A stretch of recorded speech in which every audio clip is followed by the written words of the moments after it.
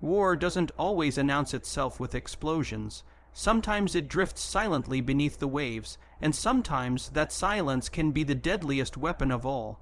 300 miles off the Venezuelan coast, a single submarine slipped out of port. The crew believed they were invisible. They believed stealth gave them control. They were wrong. This was the Caribbean, one of the most monitored bodies of water in the world.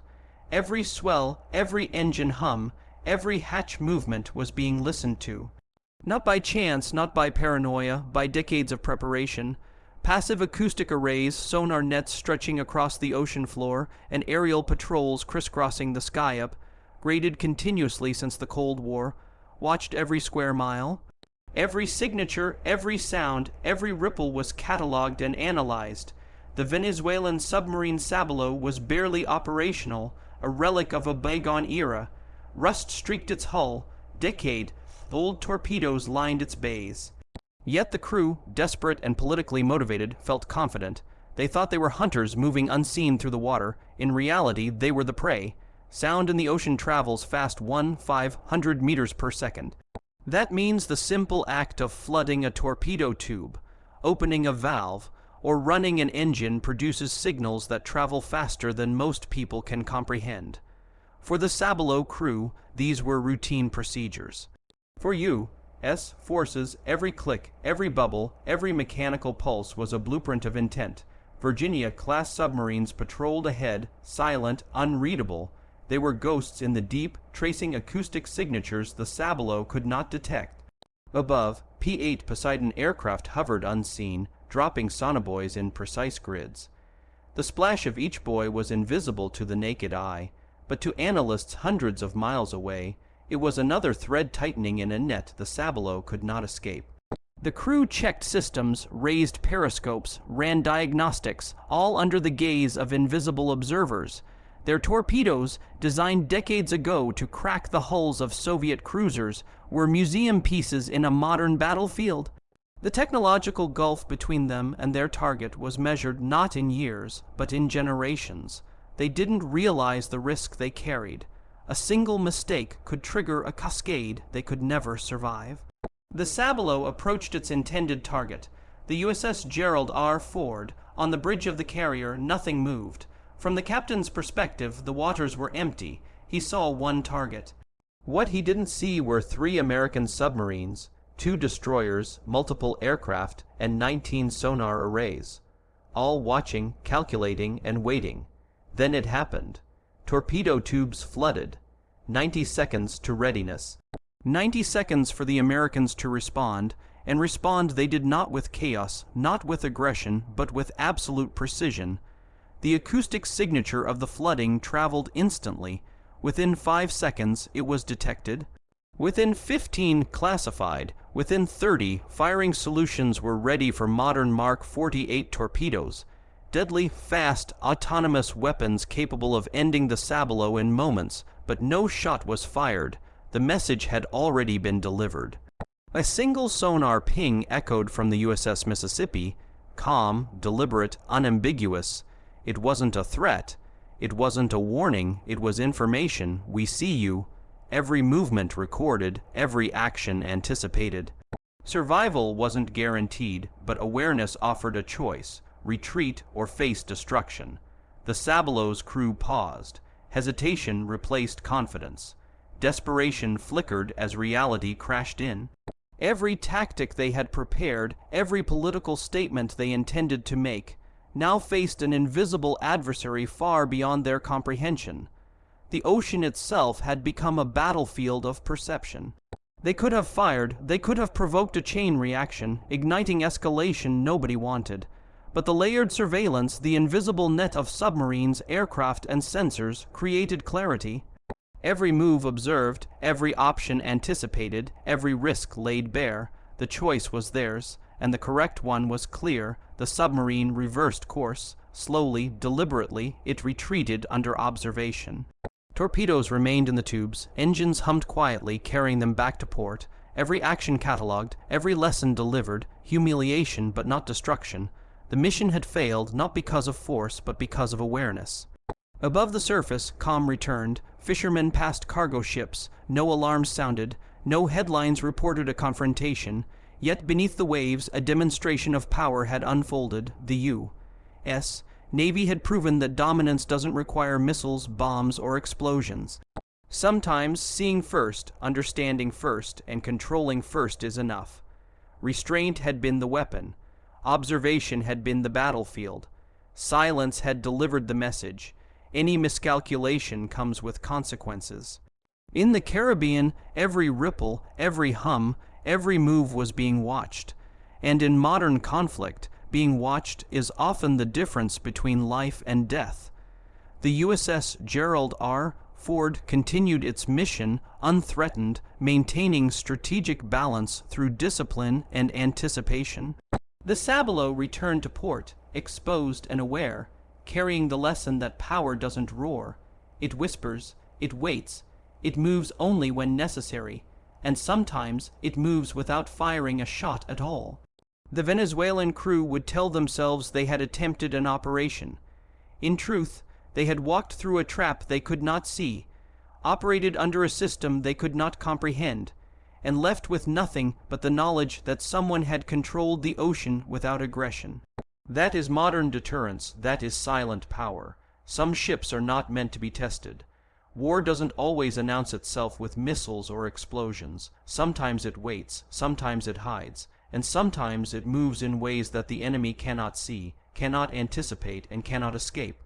300 miles off the Venezuelan coast, a vessel glided across the surface, its mission hidden behind the mask of civilian research. On its deck, the crew believed they were invisible. They believed restraint meant stealth. They were wrong. The ocean beneath them was alive with observation. Sonar arrays stretched across the seabed. Virginia-class submarines patrolled ahead silently, unreadable. P-8 Poseidon aircraft hovered above, invisible to the untrained eye, dropping sonobuoys in precise grids that formed a net no submarine could breach. Every mechanical hum, every engine pulse, every movement of the S-37 submersible was tracked in real time. What appeared to the Russian crew as calm inaction was deliberate. NATO forces understood that time itself could be a weapon. Restraint, patience, and observation, all layered into a single strategy, allowed the hunters to become the observed. Every step taken by the vessel, every adjustment of the submersible, every subtle vibration became intelligence, feeding into a network designed to turn confidence into hesitation, certainty into doubt. The Russians believed their mission invisible. They deployed the S-37 submersible, confident that NATO had not detected them. They believed they were the predators, moving undisturbed beneath the waves. In reality, every movement was anticipated, every signature analyzed, every intention mapped before a propeller had turned. The ocean is deceptive, calm on the surface, chaotic below. Sound travels faster, carrying information that no human eye could see. The submersible's winches, motors, and tethers produced signals that traveled instantly to analysts hundreds of miles away. A simple hydraulic adjustment, a thruster firing. These were confessions of position and intent. To NATO, it wasn't just observation, it was control. Above, the P-8 Poseidon maintained position, not in threat, not in challenge, but in presence, just enough to be seen, not enough to provoke. The grid of sonobuoys transformed from passive observation to an acoustic cage. Every movement by the S-37 was now restricted by forces it could not perceive. Every second that passed increased the inevitability of exposure. Confidence eroded. The illusion of autonomy collapsed. Then the moment came. Metal met the seabed cables.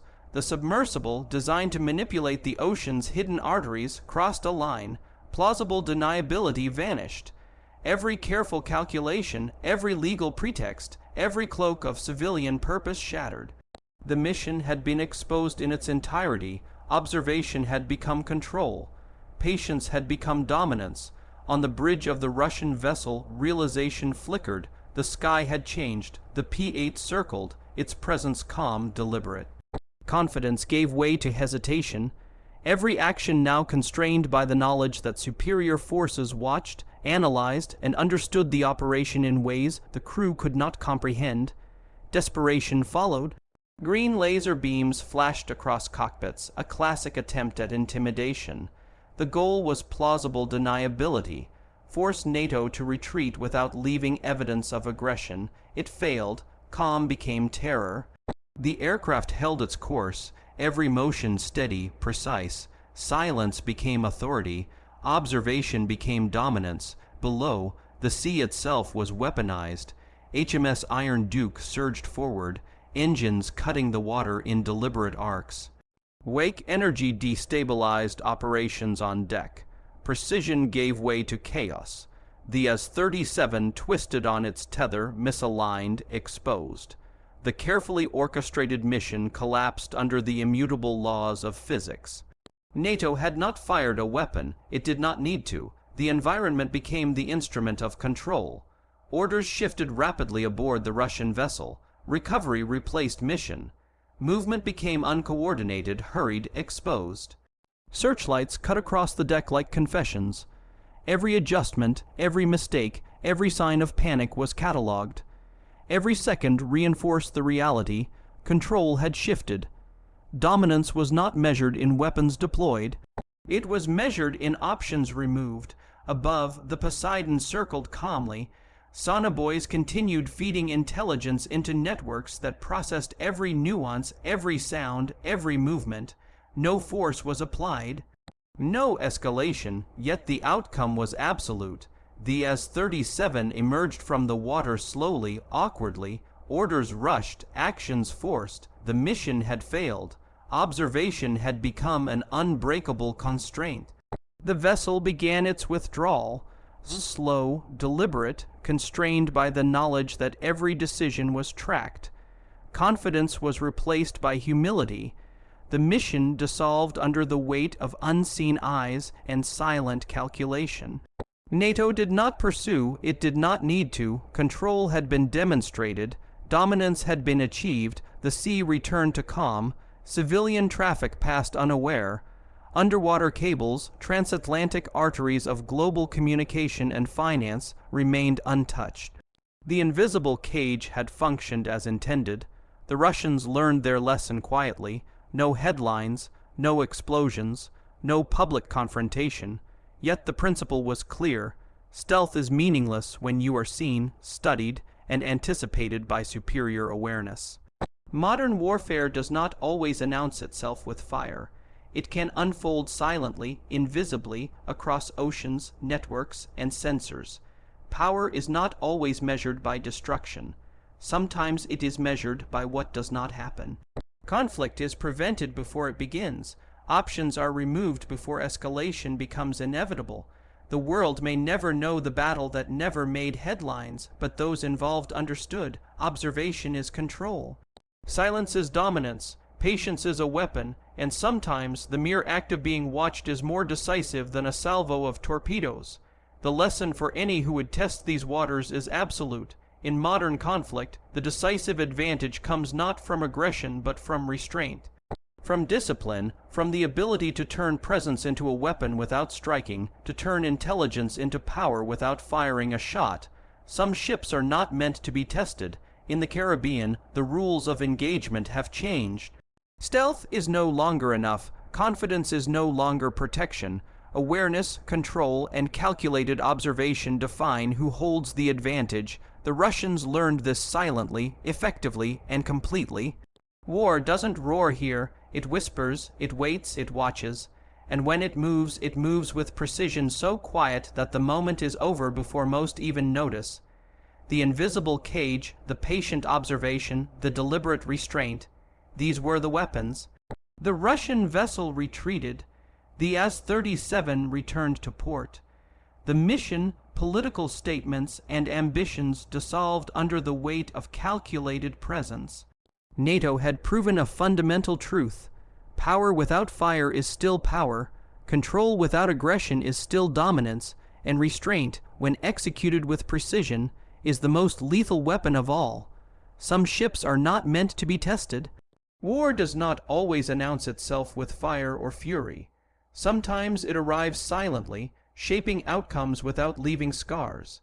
In modern naval warfare, the loudest victory is often the one never broadcast. 300 miles off the Venezuelan coast, a vessel glided steadily across the waves. On board, the crew believed they were in control. Every system checked, every movement deliberate, every step hidden from prying eyes. They thought their mission was invisible. They were wrong. Below the surface, the ocean was a different battlefield. Sound traveled faster than most imagined 500 meters per second through water. Every valve opening, every thruster pulse, every adjustment of the S-37 submersible produced signals that carried intent louder than any broadcast. What the Russian crew considered preparation, NATO interpreted as confession. Every vibration, every mechanical hum was logged, classified, and tracked in real time. They believed they were hunters, they were the observed. Time became a weapon. NATO forces did not rush, they did not confront. They watched. Virginia-class submarines patrolled silently ahead. P-8 Poseidon aircraft swept the skies above, dropping sonobuoys in precise grids that formed an unseen cage. Arleigh Burke class destroyers and other assets layered detection rings across the operational area. Every movement by the Russian vessel and its submersible was catalogued, analyzed, and anticipated. Confidence became hesitation. Certainty turned into doubt. Then the decisive moment arrived. The S-37 made contact with the undersea fiber optic cables.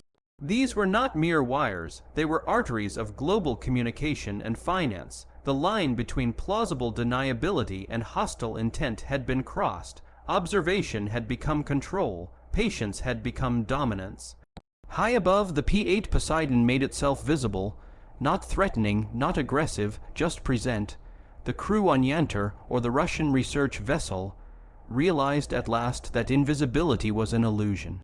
Every action was being observed by superior forces with unmatched awareness. Confidence fractured, hesitation replaced initiative, desperation followed. Green laser beams flickered across cockpits and sensors. A classic attempt to intimidate, to force retreat without confrontation. It failed. The Poseidon maintained its course, steady, calm. Restraint became the weapon. Silence became authority. Observation became dominance. Below, the ocean itself became a tool.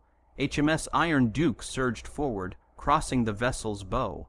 Wake energy destabilized operations on deck. Precision turned into chaos without a single shot fired. The S-37 submersible twisted on its tether, misaligned, exposed. The careful orchestration of the mission unraveled under the immutable laws of physics. NATO had not fired a weapon, it did not need to, the environment had done the work. Orders aboard the Russian vessel shifted rapidly. Recovery replaced mission. Movement became hurried, uncoordinated, visible. Searchlights cut across the deck. Every mistake was exposed, every reaction catalogued, every second reinforced reality. Dominance had shifted. The mission was over before any weapon had been deployed. Above, the Poseidon circled, maintaining the acoustic grid. Sonobuoys continued transmitting real-time intelligence, recording every motion. No force was applied. No escalation occurred, yet the outcome was absolute. The S-37 emerged from the water, awkward and hurried. Control had been demonstrated. The Russian crew had learned silently the cost of miscalculation. The vessel began its withdrawal. Slow, deliberate, constrained by knowledge that every decision was observed. Confidence was gone. Orders became cautious. The operation that once felt confident had dissolved under the weight of invisible dominance.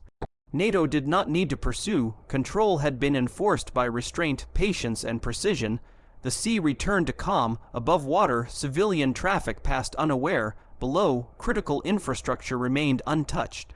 The invisible cage had functioned exactly as intended. The Russians had learned a lesson without a single shot fired. Stealth is meaningless when superior awareness renders every action transparent. Confidence is irrelevant when restraint shapes outcomes more decisively than aggression. This was modern naval warfare, not loud, not explosive, not chaotic, but precise in its execution. One moment of contact, one invisible grid of sensors, one calm aircraft in the sky had shifted the entire legal, tactical, and psychological balance. The Russian mission had ended not because NATO had struck, but because it never needed to. Modern power is demonstrated in control, not destruction. Observation, awareness, patience, and timing define dominance. The Russian crew's every move had been anticipated, every action catalogued, every option removed before escalation could occur. The sea, the air, and the unseen sensors formed a layered symphony of power without fire.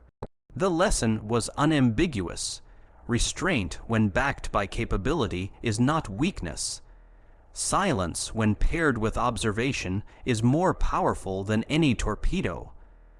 Dominance without aggression leaves no room for miscalculation.